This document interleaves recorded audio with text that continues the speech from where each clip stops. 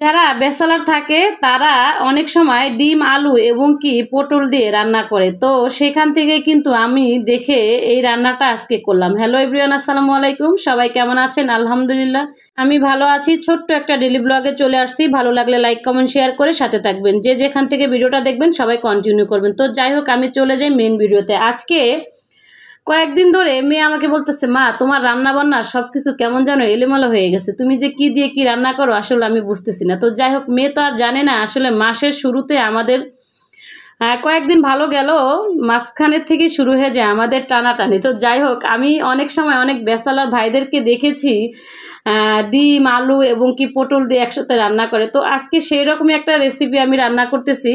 তো যাই হোক, আমি তো ডিমগুলো আগে সিদ্ধ করে নিয়েছি, নিয়ে তারপরে ওগুলোকে একটু হালকা তেলে ভেজে নিয়েছি। আর এখন কড়াইতে একটু তেল পেঁয়াজ এবং কি সব ধরনের মশলাগুলো দিয়ে তারপরে মশলাটাকে ভালো করে একটু কষিয়ে নিয়ে তারপরে এখানে কিছু চাক চাক করে পটল এবং কি আলু কেটে নিয়েছি। এইগুলো দিয়ে একটু আজকে ডিম দিয়ে রান্না করব। আমি অনেক জায়গায় দেখেছি ব্যাচেলর ভাইয়েরা এভাবে করে রান্না করে খায়। তো যাই হোক, তাই আমি আজকে রান্নাটা করব। দেখি ওনারা রান্না করে খায়, আমরাও কি রান্না করে খেলে ভালো লাগবে না? অবশ্যই ভালো লাগবে। তো যাই হোক, তো আমি সেজন্যই আজকে রান্নাটা করতেছি। আর যেহেতু ঘরে বাজারও নাই, চিন্তা করলাম ঘরে যেহেতু ডিম আছে, এই সবজিটা আছে, তো এইভাবে করে একটু রান্না করে খাই। তো যাই হোক, আমি কিন্তু সেইভাবে করেই ভালো করে মশলাগুলো দিয়ে ভালো করে কষিয়ে নিয়ে তারপরে কিন্তু এখন পরিমাণ মতো একটু পানি দিয়ে নিলাম। পানিটা দিয়ে তারপরে কিন্তু একটু নাড়াচাড়া করে তারপরে আমি একটু ডিমগুলো দিয়ে দিলাম। তো আমার মেয়ে এসে বলতেছে, আম্মু তুমি কি রান্না করতেছো? আমি বলছি আমি আজকে একটা অন্যরকম রান্না করতেছি তোমাদের জন্য, ডিম আলু পটল। তো যাই হোক, আলহামদুলিল্লাহ মেয়েটা কিন্তু খেয়েছে। খাওয়ার পরে বলতেছে, আম্মু ডিমটা স্বাদ কিছুই বুঝলাম না, কিন্তু পটল আর আলুটা যে রান্না করেছে ওইটা স্বাদটা পাইছি, মোটামুটি ভালোই লাগছে, খারাপ হয়নি খেতে। তো যাই হোক, আমি তো ডিমটা দিয়ে দিলাম। ডিমটা দিয়ে তারপরে কিন্তু একটু কিছু সময় ধরে রান্না করলাম। রান্না করে তারপরে কিন্তু একটু নাড়াচাড়া দিয়ে তারপরে আবার নামিয়ে নিলাম। মোটামুটি রান্নাটা প্রায় শেষের দিকে হয়ে গিয়েছে। তো এই তো ফাইনালি লুক, রান্নাটা হয়ে গিয়েছে। তো আর সাথে কিন্তু আরেকটা রান্না করব, সেটা হচ্ছে শাক রান্না করব। তো আমার মতো কিন্তু মাঝে মাঝে কারা এরকম করে রান্না করেন? আমি যখনই ঘরে বাজার না থাকে তখন এভাবে করে রান্না করি। তো যাই হোক, এখানে কিন্তু একটু শাক রান্না করব।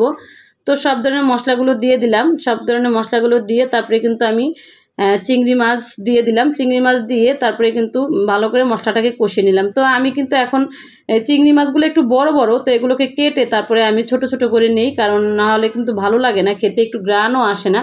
তো কলমি শাক দিয়ে আর হচ্ছে আপনার আলু দিয়ে রান্না করে নিলাম। আর আমার বিশেষ করে কলমি শাক আলু চিংড়ি মাছ দিয়ে রান্না করলে খেতে খুবই ভালো লাগে। তো কারা কারা খেতে পছন্দ করেন অবশ্যই কমেন্ট করে জানাবেন। আমি কিন্তু মাসের শুরুতে কয়েকদিন ওই যে বললাম না ভালোভাবে চললেও শেষের দিকে এসে আমাদের কষ্ট হয়ে যায়। এটা কিন্তু যারা চাকরি করে, বিশেষ করে যে যত বড়ই স্যালারি পাক না কেন, তারপরও দেখবেন মাস শেষের দিকে একটু কষ্ট হয়ে যায়, টানাটানি লেগেই যায়।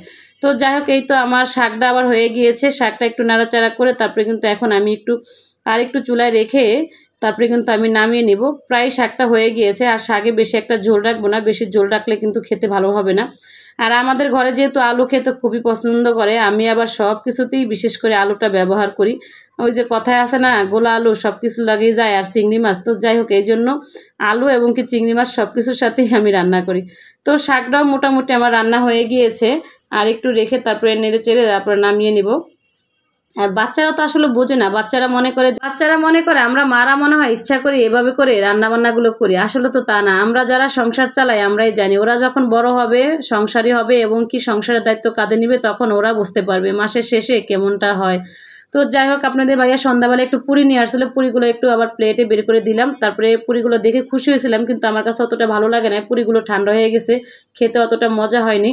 তো আজকের ভিডিওটা এই পর্যন্ত ছিল। সবাই ভালো লাগলে লাইক কমেন্ট শেয়ার করে সাথে থাকবেন। ভালো থাকবেন। আল্লাহ হাফেজ।